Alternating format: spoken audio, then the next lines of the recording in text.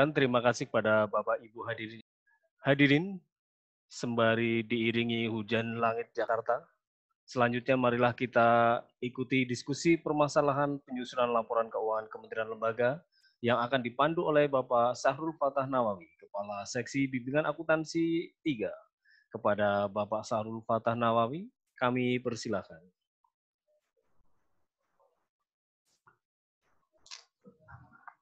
Baik, Assalamualaikum warahmatullahi wabarakatuh.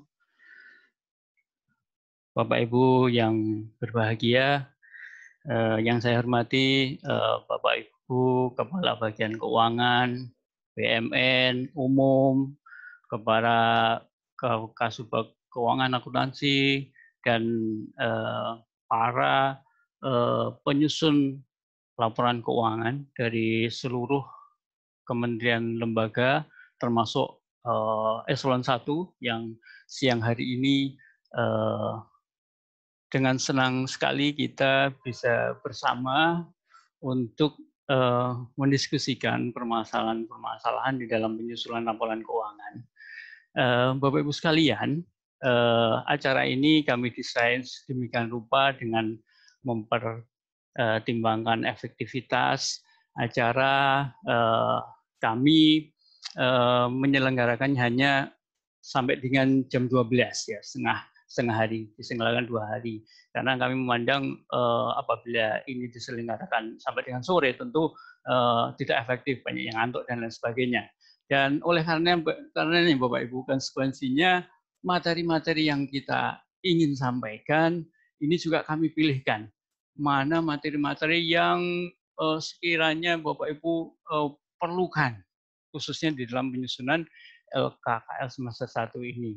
Dan kami memahami Bapak Ibu sebegitu banyaknya pengelola laporan keuangan yang berasal dari background yang berbeda-beda, penguasaan yang berbeda-beda, tentunya kebutuhan Bapak Ibu sekalian terhadap materi yang Bapak Ibu inginkan, tentu ada beberapa di antaranya yang belum terakomodir di kesempatan 2 hari ini, bahwa kami hanya menyajikan beberapa materi dari mulai akun akun COVID, kemudian pengelolaan kas dan pengelolaan rekening dan kas, kemudian aplikasi 2020 ya, rekonsiliasi, dan untuk mengakomodir kebutuhan Bapak Ibu dari seluruh penyusun laporan keuangan, siang hari ini kita membuka kesempatan untuk mendiskusikan secara luas kebutuhan-kebutuhan yang ingin Bapak Ibu perdalam.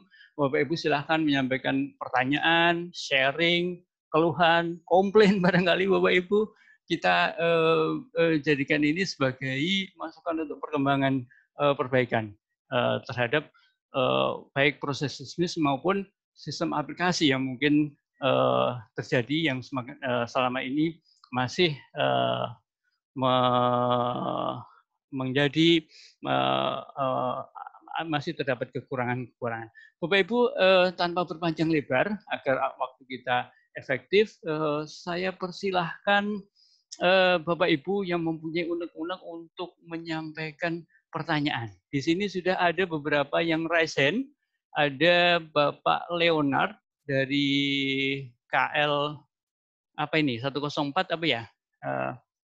Nanti saya tidak hafal dengan kode bagian anggaran. Saya persilahkan untuk Bapak Leonard menyampaikan pertanyaan atau apapun bahan diskusi untuk siang hari ini. Silakan.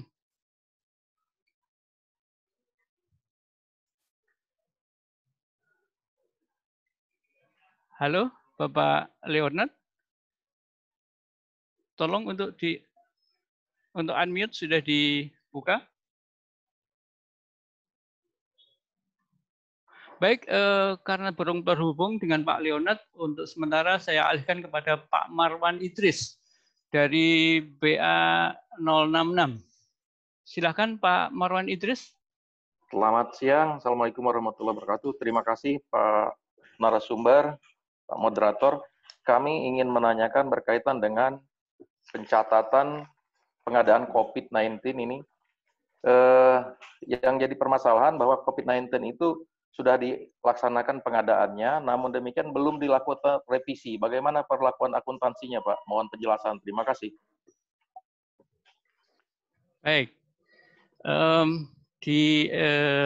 Bapak Ibu, di siang hari ini bersama dengan kita masih ada narasumber-narasumber yang kemarin menyampaikan materi-materi terkait. Saya akan coba bahas, nanti saya akan coba tanggapi, nanti narasumber terkait akan melengkapi. Bapak Ibu, terkait dengan penggunaan akun COVID-19, COVID-19, Bapak Ibu, sebagaimana diatur di dalam Surat Izin Pembenaran nomor 369 tahun 2020, di mana di sana ada ketentuan bahwa apabila Satker sudah menggunakan akun lama sebagaimana diatur dalam S308 tahun 2020, maka atas akun yang sudah terrealisasi SPM SP2D-nya, ya, Satker tidak diwajibkan untuk melakukan revisi atau koreksi SPM, koreksi SP2D, ya, yaitu pada saat berlakunya sebelum berlakunya S369. S369 terbit tanggal 24 Maret tahun 2020. Ya. Dan di sana juga dijelaskan juga terhadap sisa pagu yang belum terrealisasi agar dilakukan revisi POK.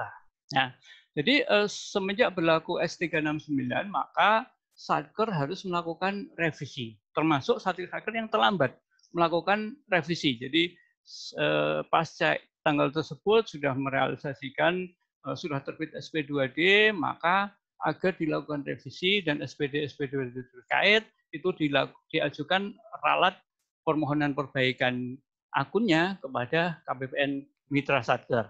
Nah, namun demikian Bapak Ibu, walaupun di S369 menyebutkan bahwa boleh tidak merevisi akun yang sudah terrealisasi dengan menggunakan akun lama sebagaimana S308, namun tidak ada salahnya kalau Satker mempunyai kesempatan, karena kesempatan saat ini juga masih panjang, ya, sampai dengan akhir tahun masih ada 6 bulan. Kalau Satker ingin melakukan revisi dan koreksi SPM atas seluruh realisasi, tentu akan lebih bagus, Bapak Ibu. Ya, karena pengungkapan ini akan lebih mudah dilakukan based on akun. Ya, sehingga Bapak Ibu di dalam melakukan pengungkapan lebih mudah terkait dengan realisasi di akun-akun tersebut. Nah, Bapak Ibu, kemudian Bapak Ibu apabila ternyata Satker masih belum melakukan koreksi ke akun yang seharusnya, ya, baik terhadap akun-akun yang sebelum berlakunya S369 maupun setelah, ya. Kalau setelah 369 24 Maret tentu Satker berkewajiban untuk melakukan ralat SPM, ya. Namun demikian ada kalanya sampai dengan saat ini semester 1 itu belum terkejar, ya. Di sana juga ada klausul di S369 bahwa Satker harus mengumpulkan informasi atas transaksi-transaksi yang dilakukan dalam rangka penanganan pandemi COVID, ya, yang itu nanti akan diminta oleh KPPN terkait juga dalam pengungkapan di dalam pembuatan atau penyajian pengungkapan dari laporan keuangan KPPN dan lain sebagainya. Ya. Jadi Satker akan mengungkapkan juga di pengungkapan lainnya di caleg. Jadi tidak hanya mengungkapkan atas akun-akun yang sesuai dengan akun COVID. Jadi atas realisasi-realisasi yang belum menggunakan akun COVID-19, ya, belum sempat dilakukan revisi atau termasuk juga koreksi SPM-nya, ya, revisi DIPA maupun koreksi SPM, maka Satker tetap harus mengumpulkan informasi itu untuk disajikan di dalam pengungkapan lainnya. Ya, demikian yang dapat saya sampaikan. Apakah dari narasumber terkait ada yang ingin ditambahkan? Baik, karena tidak ada tanggapan, saya kira cukup penjelasan dari kami, Pak Marwan Idris. Kemudian selanjutnya kami berikan kesempatan kepada Ibu Ulfa Navatilova, ya, dari PA 088. Silahkan Ibu Nova dari PA 088, tolong disebutkan KL-nya. Ya, selamat siang Bapak. Saya Ulfa dari Badan Kepegawaian Negara. Ini mohon izin kami saya mau bertanya 2 pertanyaan. Jadi yang pertama terkait hibah. Jadi KL kami menerima hibah berupa hibah luar negeri berupa kegiatan. Jadi hibah tersebut sudah didaftarkan register nomornya oleh Kementerian Perekonomian. Istilahnya jadi Kemenko itu, kemudian kegiatannya itu disebar di beberapa KL termasuk di KL kami gitu. Nah, apa yang harus kami lakukan terkait hibah tersebut mengingat sudah ada registernya? Maksudnya terkait kewajiban kami kepada KPPN. Apakah perlu melaporkan ataukah tidak? Karena juga tidak ada, istilahnya tidak ada dana yang masuk ke DIPA. Terus yang kedua, jadi pada saat terkait rekonsiliasi, jadi pada pengembalian belanja kami, pihak siap, istilahnya pihak siap itu tidak istilahnya tidak ada data terkait kurang lebih 2 buah pengembalian belanja. Nah, istilahnya kalau misalnya di XLR akunnya itu tulisannya ZZ, kemudian kami konfirmasi ke pihak KPPN-nya, katanya mereka tidak bisa mencatat. Jadi ketika billing itu terbit, mereka tidak bisa menarik data dari banknya. Nah, itu apa yang harus kami lakukan? Karena kan mengingat istilahnya kan kita tidak, misalnya kalau misalkan data mereka tidak ada, hanya data dari kami. Itu apakah boleh, mengingat kita kan tidak boleh istilahnya sekedar menyamakan data saja. Itu aja sih Pak. Terima kasih atas tanggapannya.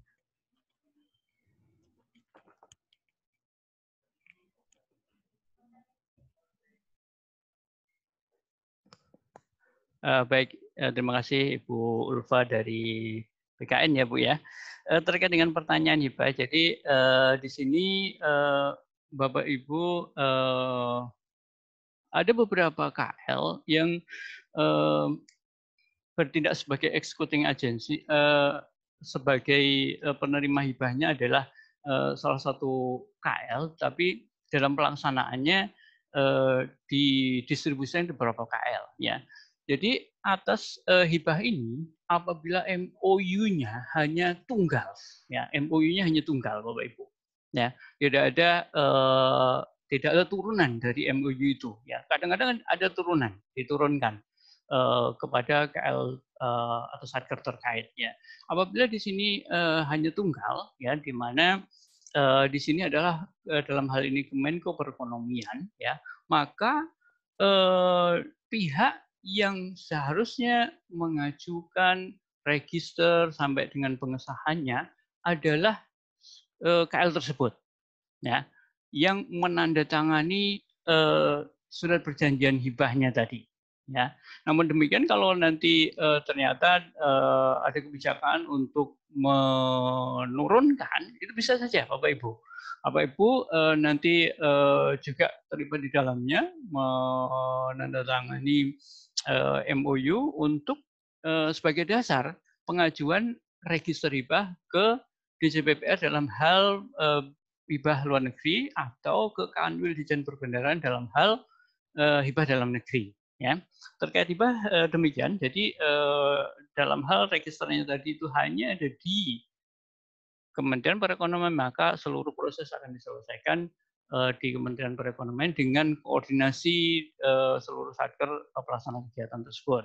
Kemudian terkait dengan adanya pendapatan pengembalian belanja, tadi Bapak Ibu, sebagaimana tadi disampaikan oleh Bapak Nur Abdul Haris di kesempatan evaluasi rekonsiliasi, bahwa satker itu harus berpegang teguh kepada pendapatannya, ya.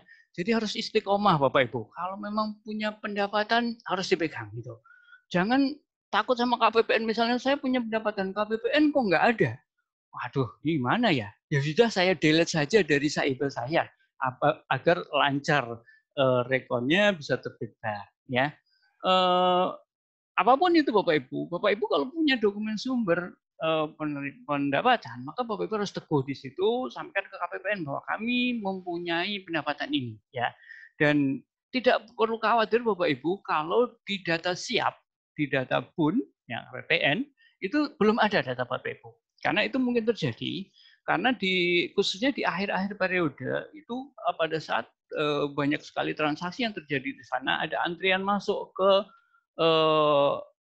e-rekon Bapak Ibu. Nah, ada antrian masuk sehingga data yang Bapak Ibu rekonkan itu belum masuk di e-rekon. Di e-rekon masih nol, Bapak Ibu sudah mempunyai itu. Nah, Bapak Ibu tidak perlu khawatir. Bapak Ibu harus teguh pada pendirian itu. Terus Bapak Ibu sampaikan ke KPPN, kami mempunyai dokumen sumbernya. Atas perbedaan itu, ya KPPN akan melakukan pengujian. KPPN bisa memeriksa Bapak Ibu transaksi Bapak Ibu yang tidak ada di e-rekon. Bapak Ibu tidak perlu khawatir, KPPN bisa menelusuri ya di dashboard di sepan, tarik mundur sampai ke dashboard MPN Bapak Ibu. KPPN bisa mendetek transaksi itu ya.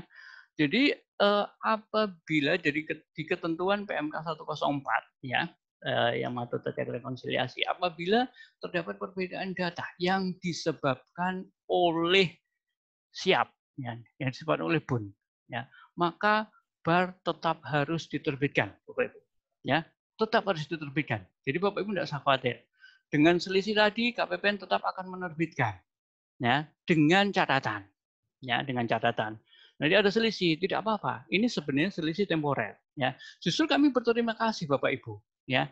Dengan Bapak Ibu mencatat ini, kami mempunyai kontrol. Oh, ada nih data siap yang belum masuk ya. Kami lakukan evaluasi terhadap hal tersebut. Dan ini Bapak Ibu, setiap pendapatan yang belum masuk nanti pada waktunya akan masuk Bapak Ibu. Ya. Nanti pada waktunya akan masuk. Pasti dan harus. Ya, dan harus. Nah, asal pendapat itu memang real ya. Keberadaannya ada ya. Itu harus masuk Bapak Ibu. Nah, misalkan Bapak Ibu, misalkan karena kita tujuan untuk agar lancar rekonsiliasinya, wah supaya lancar ini saya hapus saja ini. Saya hapus sekarang. Saya hapus sama nih, sama-sama 0. Terbitlah BAR di tanggal 10 misalnya. Nah, misalnya tanggal 10. Kemudian data dari siap itu terus mengalir Bapak Ibu. Di tanggal 28 misalnya atau 29. Data itu masuk di siap Bapak Ibu. Masuk gitu. Pengambilan tadi misalnya 50 juta gitu. Bapak Ibu sudah terlanjur menghapus yang 50 juta.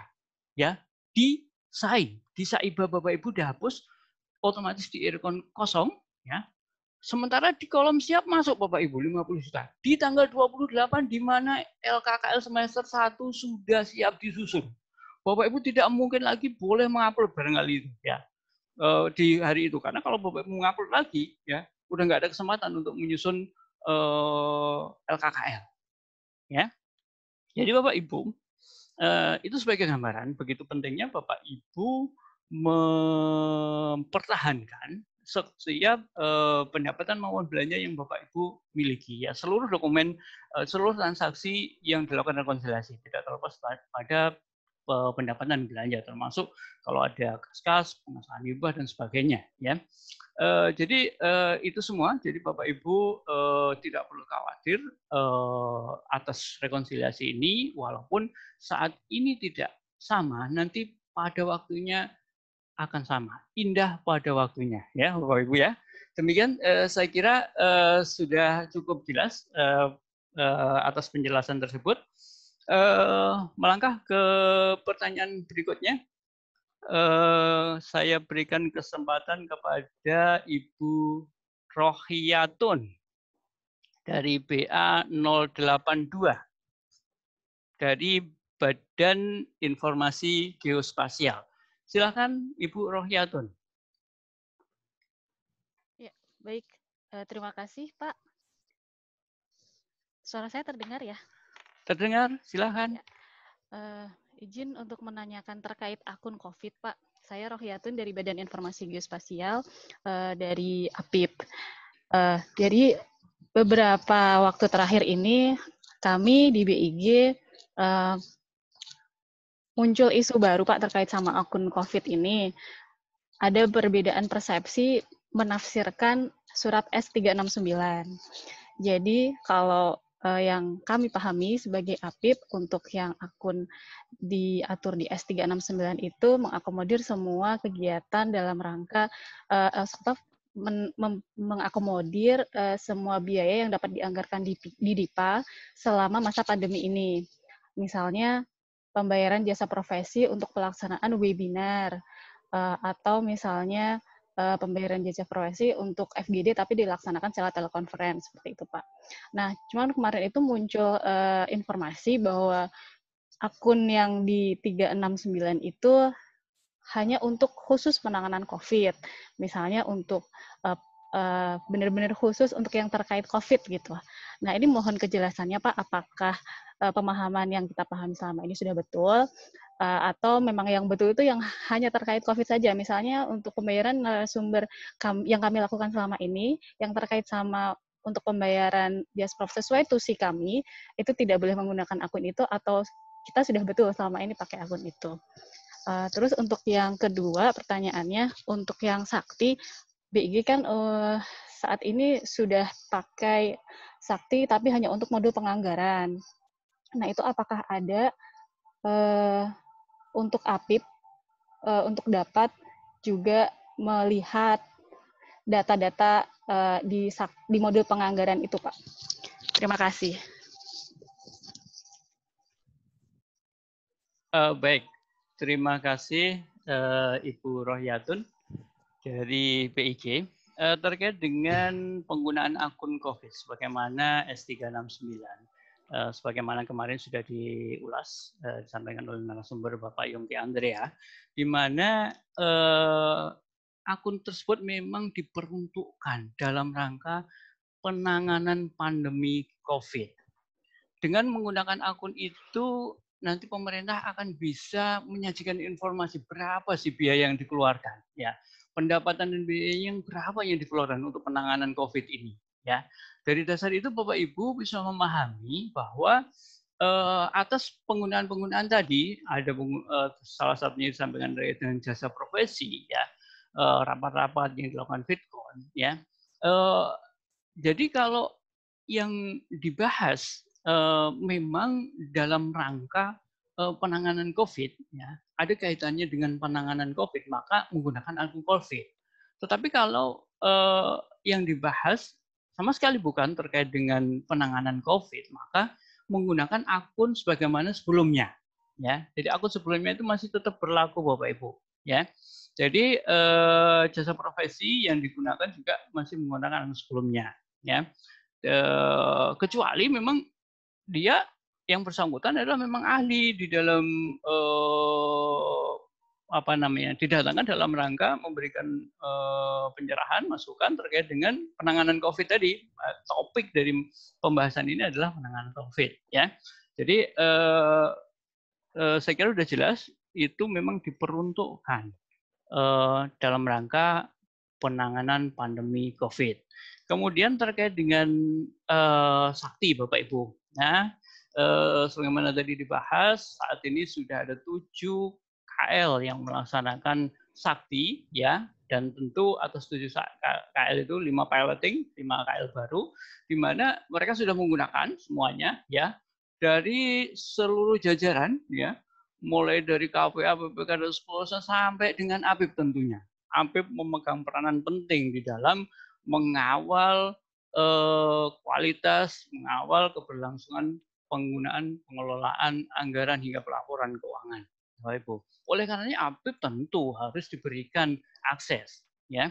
Nah, APIP bisa diberikan akses untuk memonitor data melalui aplikasi melalui Monsakti, namanya Monsakti, monitoring Sakti. Jadi tidak masuk ke dalam Saktinya, core-nya Sakti tidak, ya, tetapi ada aplikasi Monsakti. ya, yang itu sama, dia mirroring, ya. Dia sama di sini, tetapi tidak mempunyai kewenangan untuk menginput data, melakukan perubahan data, ya. Hanya melakukan view, evaluasi di sana bisa dilakukan dengan Monsakti itu, karena data yang bisa dilakukan analisis sangat luas di sana, ya. Dan aplikasi itu sudah tersedia Bapak Ibu sejak Sakti berjalan, ya. Dan apabila Bapak Ibu saat ini belum mendapatkan, ya silakan menghubungi Direktorat STP untuk mendapatkan usernya, ya. Termasuk bagi KL-KL yang belum memasuki paywalting, sehingga tadi termasuk Satker BIG, ya, di mana saat ini baru di modul penganggaran, ya Bapak Ibu, itu pun bisa Bapak Ibu silakan untuk mengajukan permohonan usernya ke Direktorat SDP, sehingga Bapak Ibu bisa ikut memantau perkembangan dari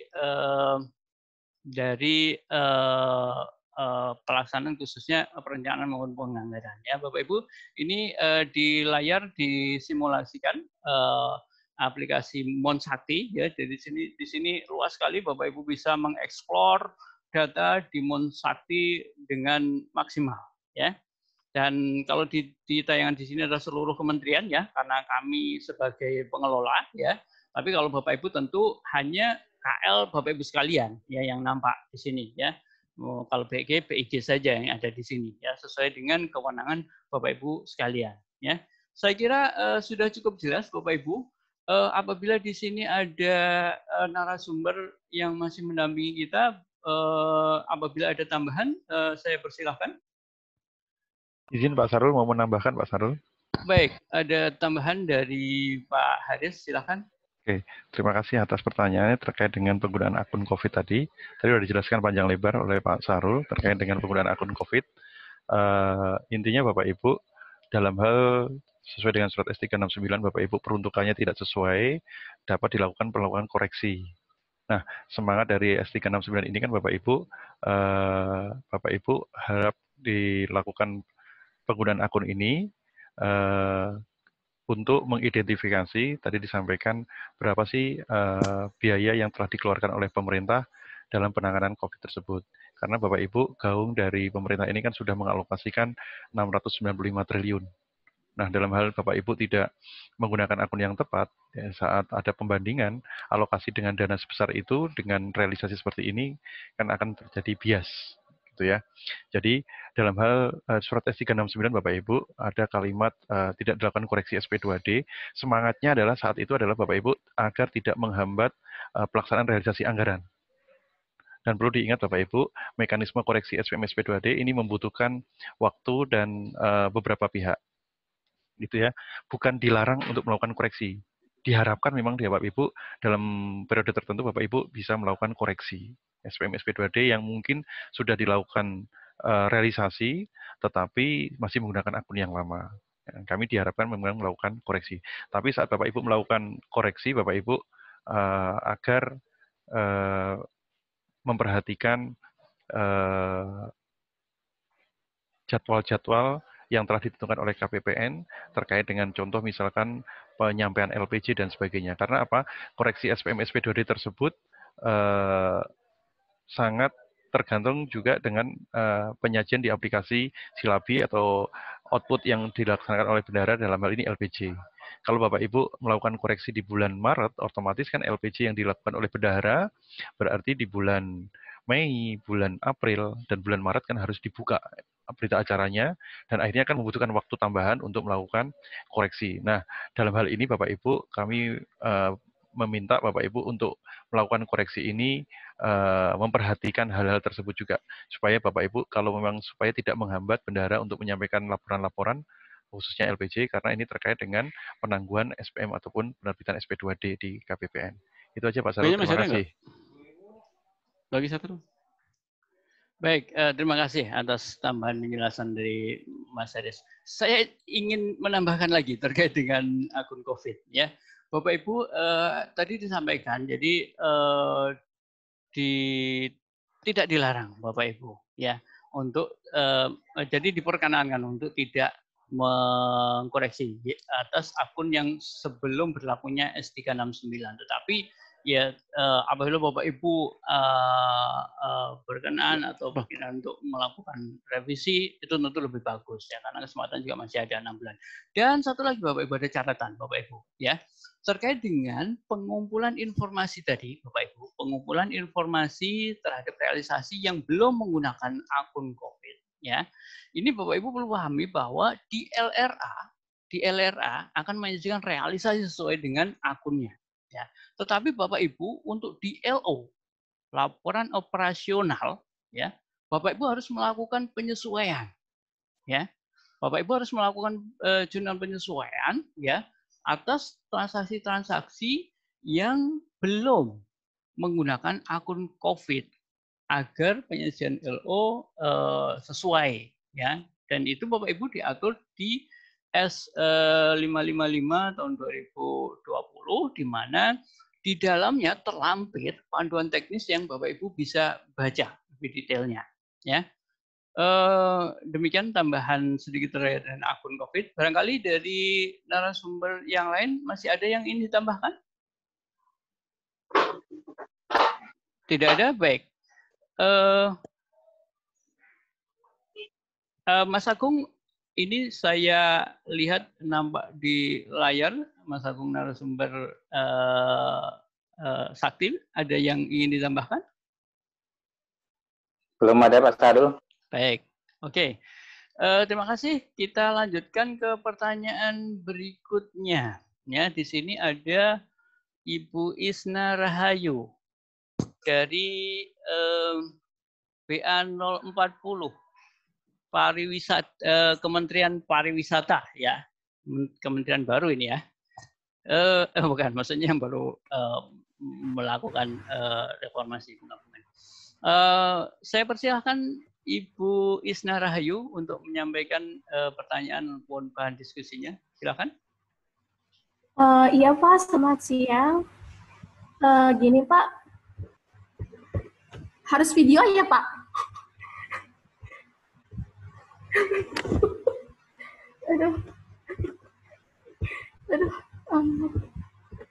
Aduh, mana sih? Ini mana sih nggak ada suara? Kok nggak ada suara? Ini udah unmute. Kok nggak ada suara ya? Unmute saya tolong. Ada kok suaranya Mbak, silakan. Nah ini kalau ada videonya kan begini semakin mantap nih. Ini kan dihadiri oleh seluruh KL, seluruh penjuru tanah air ini Bapak Ibu, dari Sabang sampai Merauke KL-nya ya. Karena ada dari Sabang juga Bapak Ibu KL-nya. Oke, silahkan Ibu Isna.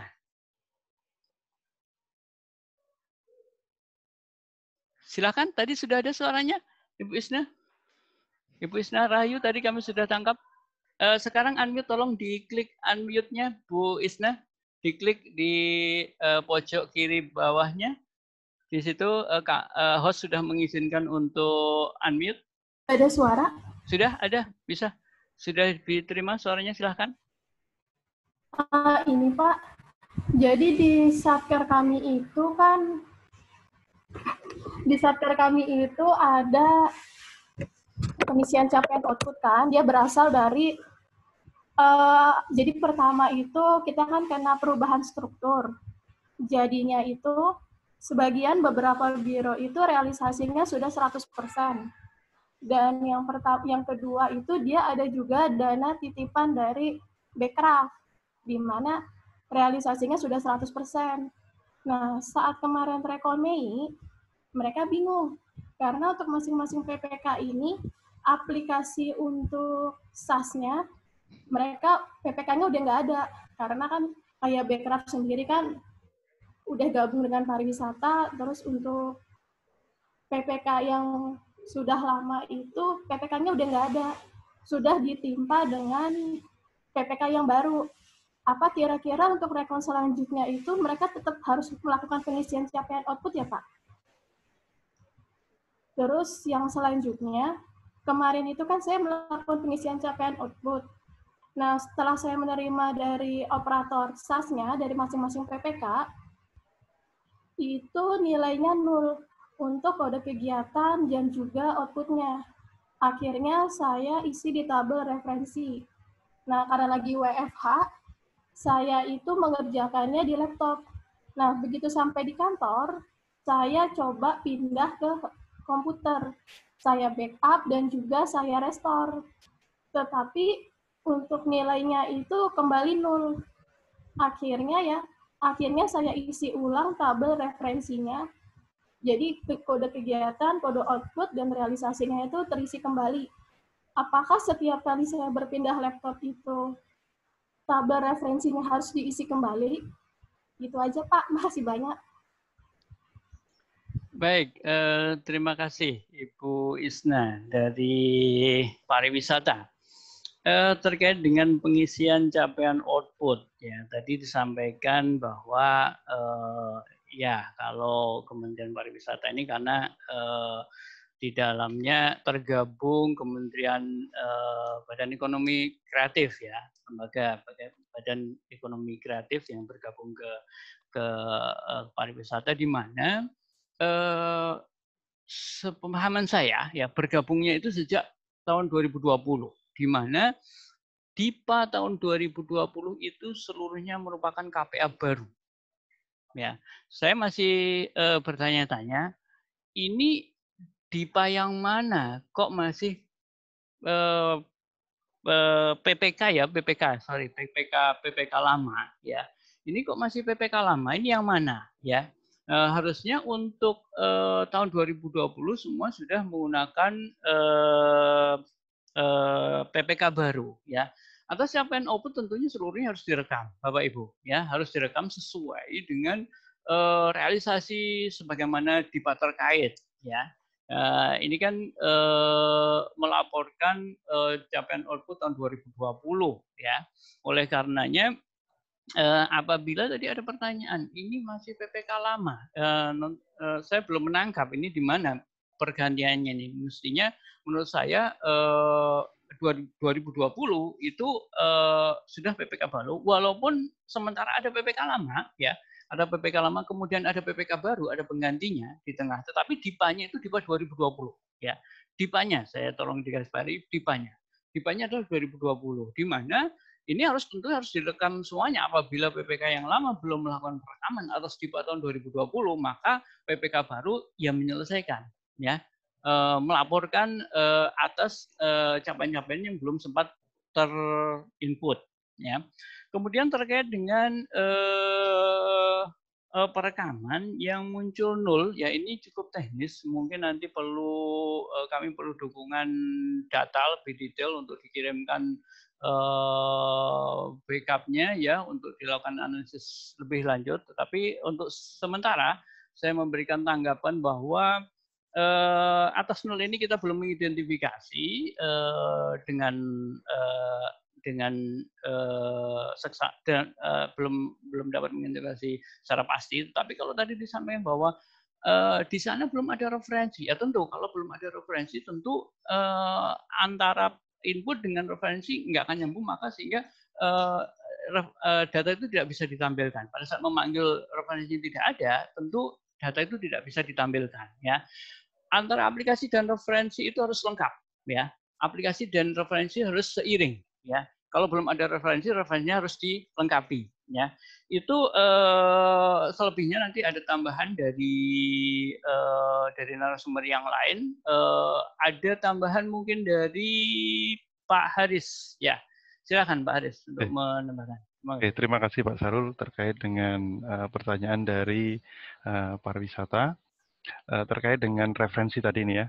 Perlu diingat Bapak Ibu, yang di data yang kita kirimkan ataupun backup ini kan hanya data angka saja ya, bukan data referensi, sehingga terpisah. Artinya, jadi kalau Bapak Ibu melakukan backup data, kepada salah satu PC atau media yang lain, selama media yang lain tersebut yang akan digunakan belum terupdate sesuai dengan yang kita harapkan yang sebelumnya, ya otomatis data yang kita kirim atau sebelumnya kita input tersebut akan terbaca nol, sehingga data perlu dilakukan di dalam aplikasi yang di PC yang baru tersebut ataupun di media baru tersebut harus ditambahkan referensi terlebih dahulu agar data angka-angka yang pernah kita input sebelumnya terbaca dalam aplikasi yang akan kita gunakan di media baru tersebut. Itu yang pertama. Yang kedua terkait dengan masalah perubahan struktur dan sebagainya, Bapak Ibu, perlu kami tambahkan terkait dengan capaian output. Kode uniknya untuk capaian output ini adalah berdasarkan program kegiatan output. Kode program, kegiatan, dan output. Dalam kode program kegiatan output terdiri dari beberapa PPK, maka perlu ditunjuk sebagai koordinator untuk pengisian capaian output tersebut, supaya tidak terduplikasi. Ya, jadi ntar masing-masing PPK karena tidak ada penunjukan saling mengisi.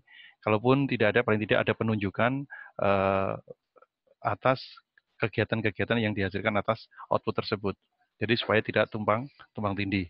Berikutnya terkait dengan adanya anomali, mungkin Bapak Ibu tadi sudah ada realisasi baru sebagian, tapi ternyata outputnya sudah 100%. Nah, Bapak Ibu bisa menambahkan kolom keterangan untuk penjelasan agar teman-teman di KPPN melakukan analisis dan konfirmasi untuk meyakinkan bahwasanya data yang diinput atau yang telah terupload di dalam e-recon tersebut, data tersebut sudah ada penjelasan yang memadai. Begitu juga dengan yang realisasi sudah 100%, ya, realisasi 100%, ternyata outputnya belum dan sebagainya, ya perlu ada penjelasan. Ya, dalam hal kedepannya memang ada perubahan struktur organisasi, mungkin kan akan dilakukan penyesuaian terkait dengan revisi DIPA, maka capaian-capaian output yang terdapat perubahan tersebut harus dilakukan penyesuaian juga. Itu. Terima kasih Pak Sarul. Baik, terima kasih atas tambahan penjelasannya Pak Aris. Saya kira sudah cukup jelas. Kita melangkah ke pertanyaan berikutnya. Ibu Vera dari BPS. Silakan Ibu Vera.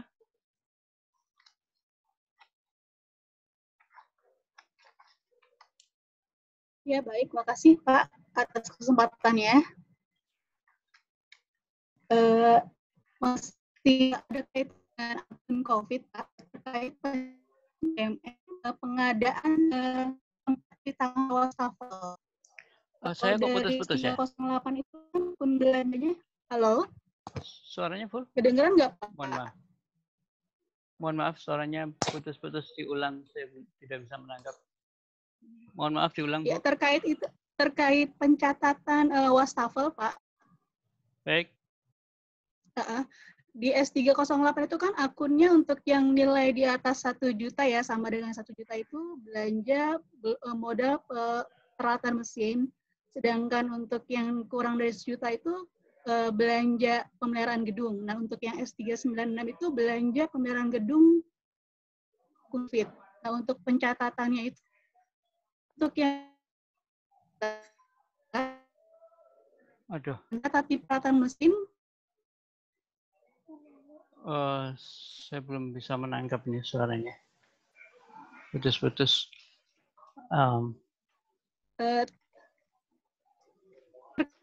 Ini catatan wastafel, Pak. Ibu Vera, mohon izin coba videonya dimatikan supaya sinyalnya penuh digunakan untuk suara. Mohon diulang, Bu.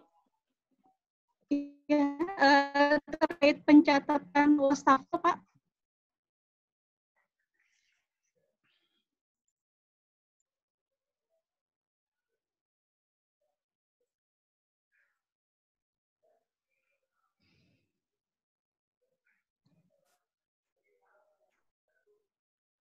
Kedengeran nggak, Pak? Masih putus-putus, Bu. Mohon maaf. Ibu, mohon maaf.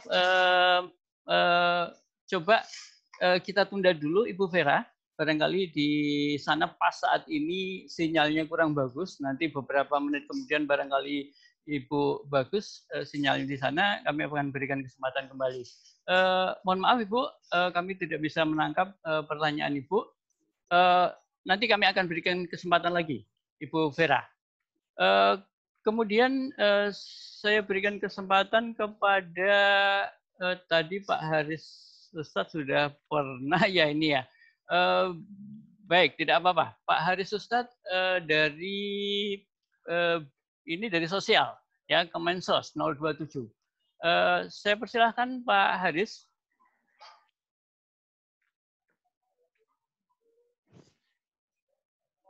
Pak Haris masih monitor?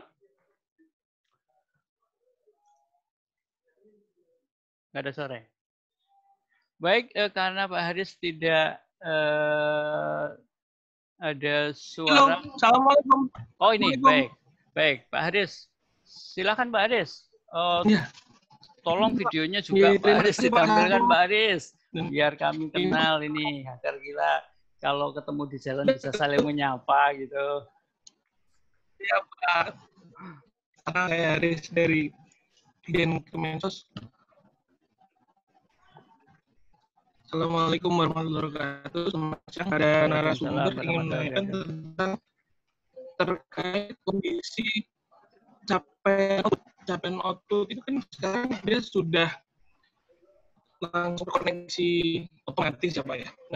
Nah, sudah apa? itu tadi saya takutkan bagaimana apabila sama ya? sebenarnya dalam bulan Juni kemarin itu masih ada hal yang direvisi terkait COVID kita masih belum selesai, sedangkan persentasenya di Satker salah satunya sudah pada rekon semua. Nah, di Satker selanjutnya apa ada salah satu yang belum selesai. Apakah itu nanti akan mempengaruhi database keseluruhannya sehingga nanti akan mempengaruhi nilai kinerja atau bagaimana ada cut off-nya? Itu kan juga soal yang baru bagi kami. Apakah juga itu nanti bisa unsur untuk evaluasi laporan kinerja di unsur di laki-laki itu Pak? Gitu aja. Terima kasih.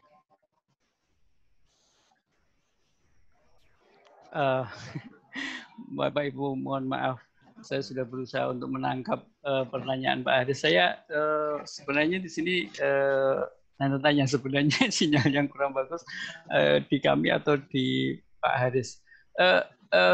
Saya tawarkan ke Bapak Ibu, saya undang narasumber yang lain barangkali yang dapat menyimak pertanyaan Pak Haris Ustadz. Bapak Ibu mohon maaf, saya tidak bisa menangkap terkait dengan pertanyaan capaian output tadi. Capaian output tadi ada bagian yang kan dikumpulkan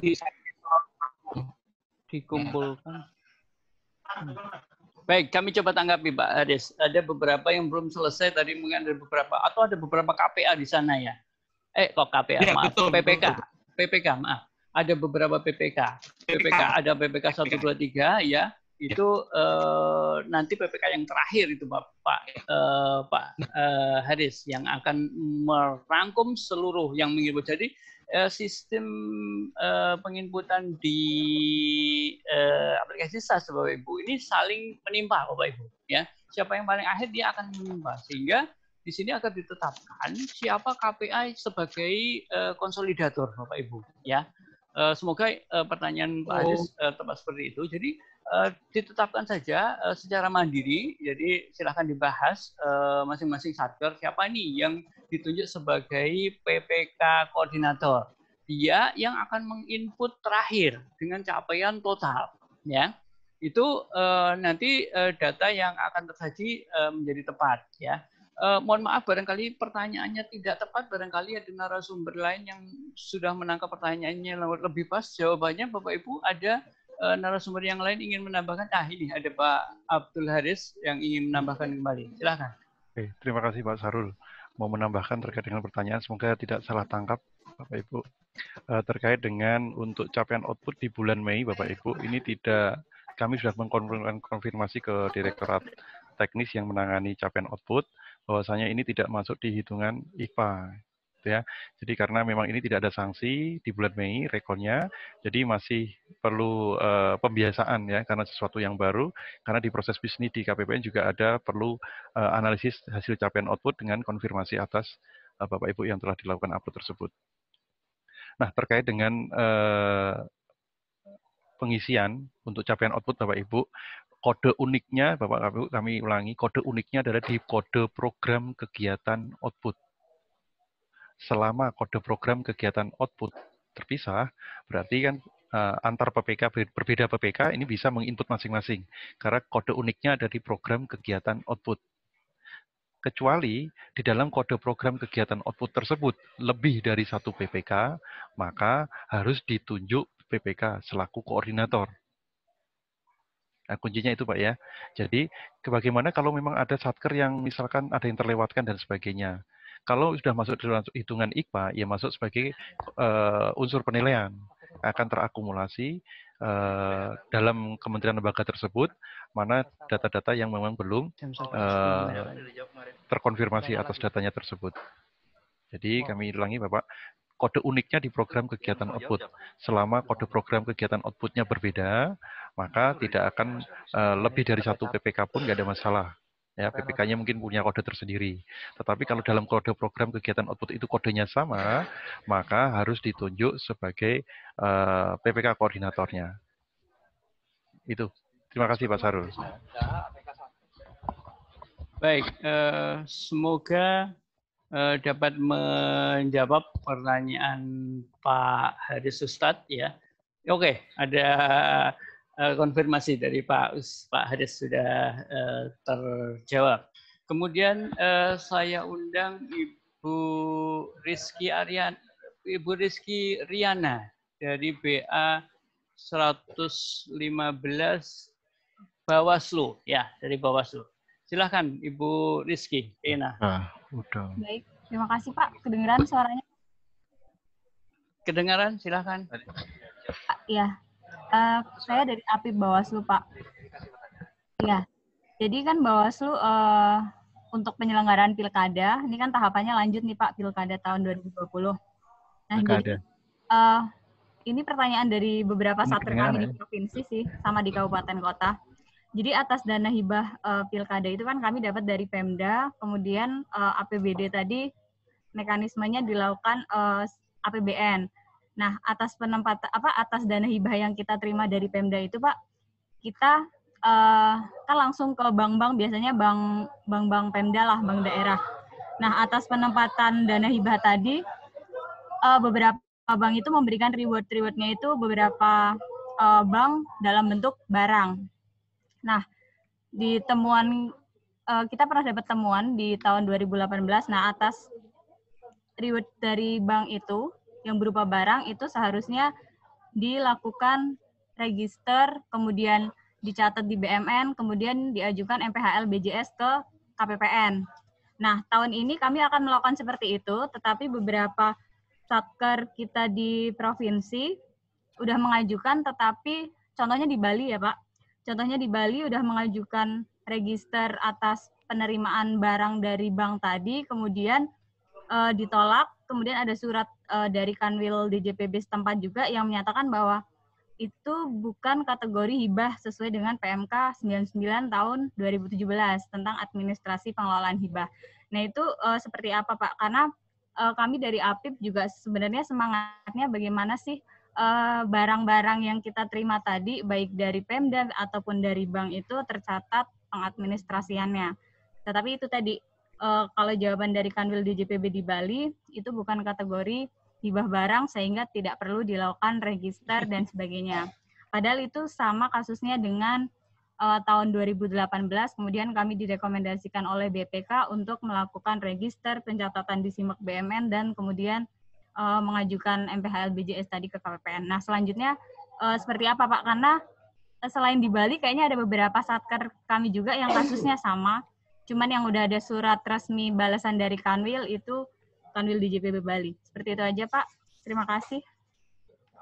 Baik, atas pertanyaan Ibu Rizky. Terkait dengan adanya imbalan atas rekening hibah. Jadi ini Satker Bawaslu menerima hibah dari Pemda. Ya, ini kalau boleh cerita, hibah ini muter-muter Bapak Ibu. Pemda itu menerima dana juga dari APBN, jadi ditransfer ke Pemda, Pemda menghibahkan lagi ke pemerintah pusat. Ya, itu lucunya. Ya, nah ini pertanyaan tidak di situ, tetapi atas penempatan dana di rekening-rekening pada umumnya bank daerah, ya ternyata bank itu memberikan insentif, memberikan imbalan hadiah, ya hadiah berupa barang-barang. Kadang ini Bapak Ibu atas transaksi seperti ini terjadi di beberapa kementerian lain, ya. Dan kalau Kementerian Keuangan yang begini ini tidak asing Bapak Ibu, ya. Kementerian Keuangan sebagai pengelola dana ribuan triliun, ya tentu bank-bank itu akan menawarkan memberikan tawaran-tawaran agar bersedia menaruh dananya ke bank-bank terkait. Ya kami sudah tidak asing sudah sejak dulu kala itu banyak bank-bank berebut untuk bisa agar penempatan itu bisa dialihkan ke rekening-rekening di bank-bank mereka. Ya, ini Bapak Ibu terkait dengan pendapatan dari rekening perlu digarisbawahi. Ya, itu bukan merupakan pendapatannya kementerian lembaga umum. Ya, perlu digarisbawahi. Pendapatan atas rekening itu adalah pendapatan dari bendahara umum negara yang pertama itu. Ya, pertama itu Bapak Ibu. Ya, tentu atas pendapatan itu pada saat ini sudah dikelola dengan mekanisme TNB dan sebagainya, ya bunga imbalan remun itu dikelola sedemikian rupa. Nah, Bapak Ibu, ini pertanyaannya pada bank ini pada saat memberikan imbalan ini, Satker hendak mengajukan pengesahan hibah, merasa ini adalah hibah, ya. Ini adalah pemberian dari bank, ya, yang kita perlu laporkan, perlu kita kelola dengan transparan dan akuntabel sehingga tercatat, ya. Niatannya bagus Bapak Ibu, tetapi mekanisme belum tepat, ya. Kenapa? Karena ini Bapak Ibu bukan pemberian cuma-cuma, ya. Sekali lagi ini adalah transaksi bisnis, ya. Ini adalah transaksi bisnis, bukan pemberian cuma-cuma, ya. Kalau hibah itu diberikan, prinsipnya itu begini Bu, Bapak Ibu, ikhlas diberikan tanpa embel-embel, ya. Kita menerima hibah itu ada ketentuannya bahwa penerimaan hibah itu adalah pendapatan yang diterima dengan kita tidak perlu mengembalikan, ya. Kemudian ada kriteria-kriteria, ya, mau itu harus mendukung TUSI, harus tidak ada tidak ada muatan politik, tidak ada unsur-unsur yang dapat mengganggu stabilitas keamanan nasional dan sebagainya, ya. Yang itu guidance-nya ada di PMK 99 tahun 2017, Bapak Ibu bisa baca, keseluruhannya ada di sana, ya. Nah, kembali kepada apakah ini memenuhi kriteria hibah atau bukan, Bapak Ibu? Ini ditegaskan bukan.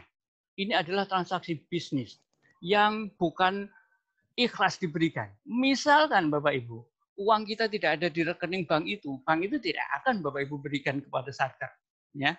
Misalkan rekeningnya kita pindah gitu, ya. Imbalan tadi mungkin akan ditarik Bapak Ibu. Oh, nggak jadi, saya minta kembali gitu. Lalu kalau ternyata ada sesuatu, ya, kadang-kadang begini Bapak Ibu, perlu digarisbawahi bahwa di dalam memberikan imbalan itu ada kriteria dari bank.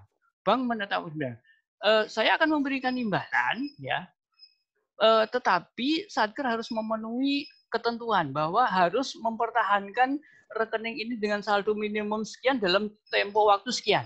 Itu biasanya, ya. Jadi hampir tidak mungkin bank itu memberikan tanpa syarat, ya. Begitu diberikan imbalannya kemudian rekening kita tarik, nggak mungkin Bapak. Pasti ada syarat, ya. Pasti ada syarat. Nah, kalau kita kemudian melanggar persyaratan ini, misalnya bank menetapkan saya akan berikan sepeda motor, tetapi Satker harus menyimpan di rekening ini selama 1 bulan dengan saldo terendah misalnya 100 miliar misalnya, ya entah saya kurang tahu hitungannya, ya misalnya. Nah, kemudian suatu ketika kita melanggar nih ketentuan, karena kebutuhan kita tarik, ya kita tarik, sehingga kita tidak memenuhi ketentuan dan pendapatan yang sudah diterima tadi ini akan ditarik kembali oleh bank. Apabila itu kita akui sebagai hibah dan sudah disahkan, lalu itu ditarik kembali oleh bank, siapa akan mengganti itu? Ya, Bapak Ibu perlu pahami itu. Ya, nah ini Bapak Ibu, dan ini efek dari transaksi ini Bapak Ibu, ya, apabila ini diperkenankan oleh Kementerian Keuangan selaku institusi pembina keuangan negara, ya, apabila diperkenankan misalnya seperti ini, nanti Satker itu akan berlomba-lomba mempertahankan rekeningnya Bapak Ibu, ya, dijaga dengan saldo minimum sesuai dengan ketentuan bank itu tadi, dijaga dengan saldo minimum misalnya 50 miliar misalnya, 50 miliar. Karena adanya ketentuan itu, Satker butuh pembiayaan. Oh, jangan dulu, ditunda dulu pembiayaan ini. 50, kita jaga 50 miliar agar kita mendapatkan imbalan tadi, ya. Sehingga pelaksanaan tusi kita menjadi terganggu Bapak Ibu, ya. Jadi nanti kalau akan seperti ini, KL-KL yang mempunyai rekening itu akan berlomba-lomba Bapak Ibu, menjadi berlomba mengelola rekening, ya. Berlomba bagaimana mendapatkan insentif itu tadi, ya. Tusi dari KL akan bergeser, ya. Oh, yang seharusnya melaksanakan tusi dari KL di sini tusinya bergeser sebagai pengelola rekening tadi. Bagaimana memperoleh pendapatan yang itu sebenarnya adalah tusinya BUN. Bapak Ibu tidak perlu mengurusi itu, nanti BUN yang akan urusi. Bapak Ibu perlu dana, nanti setelah mulai pembahasan Bapak Ibu akan diberikan dananya.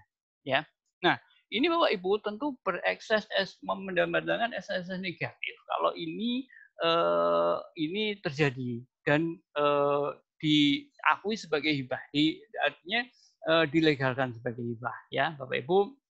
Tadi saya sampaikan bahwa ini bukan cuma-cuma, ya, bukan cuma-cuma. Jelas tadi saya Bu, ya, data-data perbankan itu ada juga di pihak lain yang itu bisa divalidasi, diverifikasi terhadap Satker data penerimaannya. Oleh karenanya agar tetap dilaporkan di laporan keuangan melalui pendapatan perolehan lainnya. Ya, saya kira sudah jelas Ibu Vera.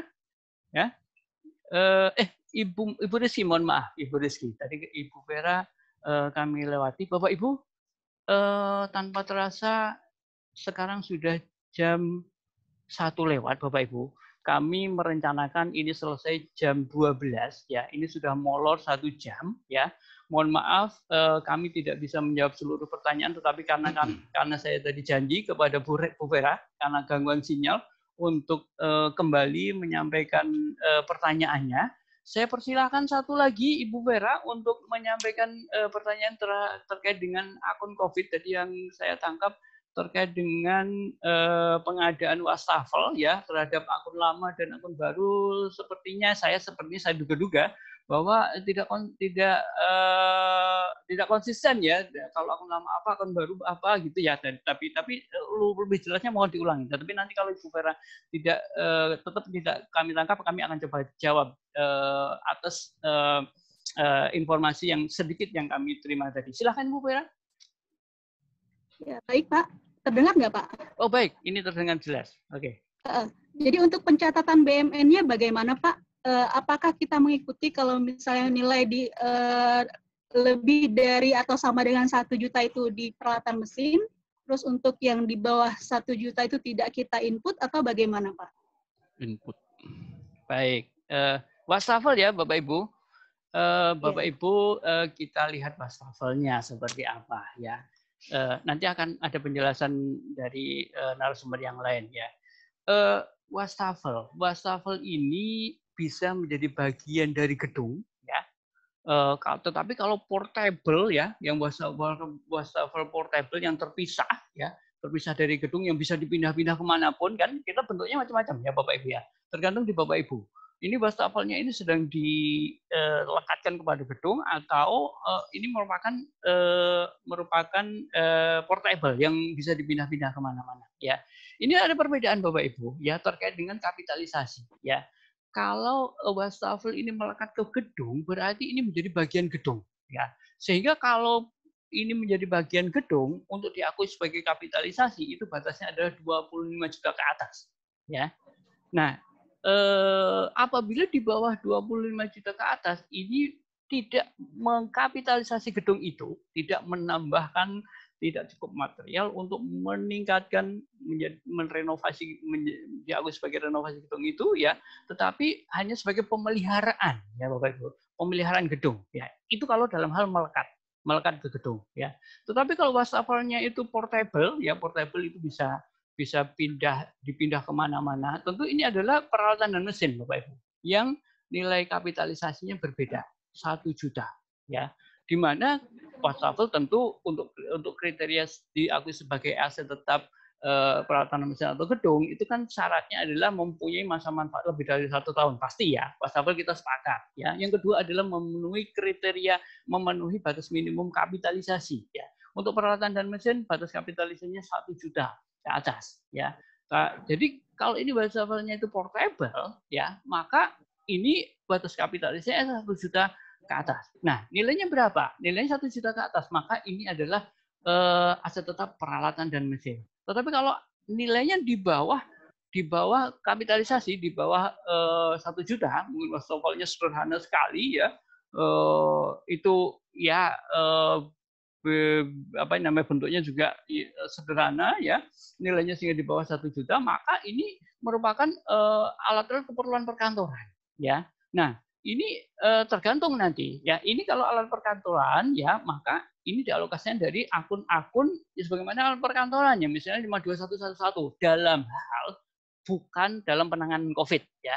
Dan ini kita sedang membahas ini barang kapital atau bukan. Masalah akun nanti kita pakai kalau itu merupakan akun COVID menggunakan COVID, kalau bukan dalam rangka penanganan COVID ya kita tinggal pilih akun yang bukan akun penanganan COVID ya. Nah, ini atas kriteria tersebut Bapak Ibu bisa menetapkan ini adalah barang modal, barang kapital atau bukan ya, dengan nilai dan masa manfaat tadi. Nah, misalnya bukan merupakan atau nilainya di bawah nilai kapitalisasi, harganya 900.000 misalnya, ya maka ini adalah sama dengan barang keperluan perkantoran ya, Bapak Ibu. Tidak dialokasikan dari belanja modal, baik apakah itu belanja modal akun COVID ya, 532 119 ya, 53219 ya, kalau itu merupakan peralatan dan mesin dalam rangka penanganan pandemi COVID. Jika bukan, maka belanja modal peralatan dan mesin 532.111 ya mungkin ya. Itu sebagai pengawal Bapak Ibu, tetapi saya lihat tadi sepintas ini masih monitor atau tidak ini narasumber akun COVID Mas Yongki Andrea, apakah masih monitor? Mas Yongki Andrea? Mas Yongki Andrea sudah tidak monitor ya? Saya kira penjelasan tadi sudah bisa ditangkap atau belum Bapak Ibu? Sekali lagi saya ingin mengkonfirmasi dahulu pertanyaannya Ibu Vera, apakah atas hal tersebut bisa bisa ditangkap ya, bahwa apabila ini merupakan barang kapital nilainya lebih dari 1 juta ya, maka peralatan dan mesin tinggal akunnya dipilih ya, 532.111 kalau bukan merupakan dalam rangka penanganan pandemi COVID ya. Biasanya ini dalam rangka penanganan pandemi COVID kalau wastafel ini diadakan ya. Itu maka oleh karenanya menggunakan 532.119 ya. Nah, tetapi kalau nilainya ternyata 900.000 wastafel ini ya, Yang ini kita sedang bicara yang portable ya Bapak Ibu ya, yang portable dulu ya, yang portable. Ya. Kalau misalnya ini harganya 900.000 karena tidak memenuhi batas minimum kapitalisasi, maka ini merupakan sama sama kedudukannya dengan barang-barang keperluan perkantoran lainnya, misalkan panci, kompor, sama Bapak Ibu ya. 52111 kalau bukan dalam rangka pandemi COVID ya. Tetapi kalau merupakan dalam rangka penanganan pandemi COVID berarti akunnya 522 sebentar saya tidak terlalu hafal ya. 522 241 atau 521 Bapak Ibu bisa lihat ya di daftar ya, karena baru ini saya juga tidak hafal ya. Jelas kalau dulu merupakan barang keperluan perkantoran, akun sekarangnya apa Bapak Ibu bisa lihat di daftar akun COVID ya. Sebentar saya akan lihat. Oke. Dan saya kira Bapak Ibu bisa lihat itu. Kemudian terkait dengan apabila ternyata ini bukan portable Bapak Ibu ya. Nah, tadi kan kita bicara wastafel ini bisa dibawa-bawa ya, terpisah dari gedung ya. Nah, sekarang adalah wastafel yang permanen, yang nempel di gedung ya. Nah, tergantung kalau nempel di gedung berarti ini menjadi bagian gedung pastinya, tetapi ini sebagai pemeliharaan rutin biasa, pemeliharaan gedung dan bangunan atau renovasi gedung dan bangunan yang mengkapitalisasi gedung ya. Ya. Ini tinggal dilihat dari nilainya tadi ya.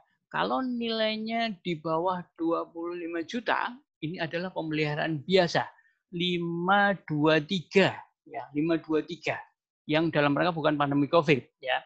523. Sedangkan kalau ini merupakan diadakan dalam rangka penanganan pandemi Covid berarti 523 114 ya, 114 ya, pemeliharaan gedung, pemeliharaan saja, pemeliharaan ini tidak akan tercatat di neraca Bapak Ibu karena ini hanya menghasilkan beban di LO ya, beban pemeliharaan di LO ya. Nah, tetapi kalau nilainya di atas 25 juta ya, 25 juta ke atas, maka ini mengkapitalisasi gedung, meningkatkan nilai dari gedung awal. Misalnya gedung ini semula nilainya 500 juta ya. Dengan adanya renovasi wastafel ini, misalnya wastafel ini mewah ini ya, kita nggak tahu sebenarnya, contoh saja ya. Misalkan nilainya 25 juta ya misalnya ya Bapak Ibu. Nah, ini harus mengkapitalisasi gedung itu sehingga menambah nilai gedung itu yang semula disimak tercatat 500 juta menjadi 525 juta, meningkat nilainya melalui menu pengembangan gedung. Ya, Bapak Ibu, karena ini menggunakan belanja modal gedung dan bangunan. Ya, tergantung kalau ini merupakan dalam rangka penanganan COVID berarti 533. Kalau bukan penanganan COVID 533 ya, 533 sekian ya. Kalau dalam rangka penanganan COVID berarti akunnya adalah 533 119 ya. Jadi nanti atas penggunaan akun ini akan menghasilkan aset yang tercatat di SIMAK BMN yang akan tersaji di neraca ya. Bapak Ibu, saya kira sudah cukup jelas ya atas pertanyaan Bu Vera ya. Baik, Bapak Ibu, mengingat keterbatasan waktu ya, beberapa penanya yang sudah raise hand, mohon maaf kami tidak bisa memberikan tanggapan ya. Silakan disampaikan di media yang lain dan kami akan memberikan tanggapan di kesempatan yang lain. Bapak Ibu, sebelum saya akhiri, ini sudah lewat 13.15, apakah masih ada dari narasumber yang lain yang ingin menambahkan? Saya kira tidak ada Bapak Ibu. Terima kasih atas kesempatan yang diberikan. Terima kasih perhatian Bapak Ibu sekalian selama 2 hari ini khususnya Bapak Ibu. Ya, ini adalah kesempatan yang sangat-sangat baik ya. Semoga apa yang dipaparkan, disampaikan dari hari pertama sampai dengan hari ini membawa manfaat peningkatan kapasitas Bapak Ibu semuanya dari sebagai pengelola penyusun laporan keuangan ya. Saya mewakili tim dari para narasumber yang lain menyampaikan permohonan maaf apabila di dalam penyampaian materi belum maksimal, belum optimal, belum dapat memuaskan Bapak Ibu sekalian. Dan saya akhiri, saya cukupkan. Saya tutup. Wassalamualaikum warahmatullahi wabarakatuh.